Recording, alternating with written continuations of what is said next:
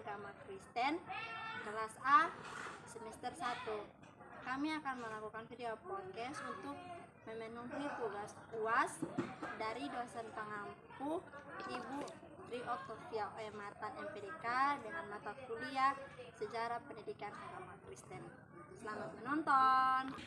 Oke, baik. Jadi di sini saya akan memberikan beberapa pertanyaan untuk Kak Nelly, Kak Camelia, dan Kak Victoria.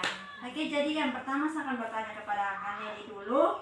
Coba Kak Nelly sebutkan pandangan Martin Luther tentang pendidikan itu seperti apa? Oke, baik. Pandangan Martin Luther ada 4. Yang pertama, keadaan berdosa setiap warga. Yang kedua, kebenaran oleh iman. Yang ketiga, imamat semua orang percaya. Dan yang terakhir, firman Allah. Oke, baik. Yang berikut saya akan memberikan pertanyaan yang kedua kepada Kak Camelia. Tentang menurut Camelia sih, pengajaran apa saja yang Martin Luther ajarkan atau paparkan dari masa lampau sampai masa sekarang? Yang Martin Luther ajarkan sampai sekarang yaitu bahwa keselamatan dan konsekuensinya kehidupan kekal tidak diperoleh dengan perbuatan-perbuatan baik saja, namun diterima oleh orang percaya semata-mata sebagai anugerah bebas dari rahmat Allah melalui iman dalam Yesus Kristus sebagai penembus dari dosa kita. Oke, baik. Saya akan lanjut kepada Kak Victoria. Saya akan memberikan pertanyaan nomor yang ketiga ya. Yang menurut Kak Victoria itu siapa-siapakah yang tepat dalam mengajar pendidikan agama Kristen pada masa reformasi menurut Calvin, Kak? Baik, saya akan menjawab. Pengajar yang utama adalah Allah sendiri, sebagai Allah yang berdiri, sehingga dialah yang sebagai Allah yang berdaulat, sehingga dialah yang menentukan apa perkataan seorang pengajar mengenai sasaran atau tidak.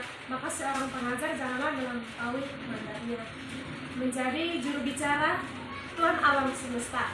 Menurut Calvin, Allah telah mempersiapkan 2 jabatan gerejawi sebagai pelayan firman, yaitu pendeta, gembala, dan Oke, baik. Kita lanjut pada pertanyaan yang keempat. Saya akan memberikan pertanyaan itu kepada Camelia. Coba menurut Camelia itu faktor-faktor apa saja sih yang mendorong terjadinya reformasi gereja, Kak? Oke, baik. Terima kasih, Kak Dela.